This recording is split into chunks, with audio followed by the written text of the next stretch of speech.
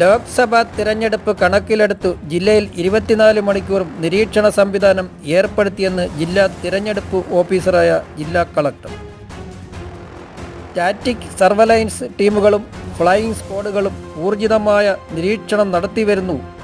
കൊട്ടാരക്കര, പത്തനാപുരം, കരുനാഗപ്പള്ളി എന്നിവിടങ്ങളിലുള്ള വിവിധ നിരീക്ഷണ കേന്ദ്രങ്ങൾ സന്ദർശിച്ച് സ്ഥിതിഗതികൾ വിലയിരുത്തിയായിരുന്നു. നിരീക്ഷണത്തിനായി തിരഞ്ഞെടുത്ത സ്ഥലങ്ങളിൽ 24 മണിക്കൂറും ഷിഫ്റ്റ് അടിസ്ഥാനത്തിൽ കൃത്യമായ പരിശോധന നടത്തുകയാണ്.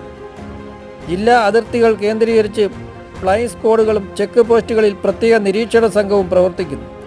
തിരഞ്ഞെടുപ്പിനോടനുബന്ധിച്ച് അനധികൃത പണമോ നിരോധിത ലഹരി വസ്തുക്കളോ ജില്ലയിൽ എത്തുന്നില്ല എന്ന് പരിശോധിച്ച് ഉറപ്പാക്കുവാനാണ് വിവിധ നിരീക്ഷണ സംഘങ്ങളെ ജില്ലയൊട്ടായി വിന്യസിച്ചിരിക്കുന്നത്.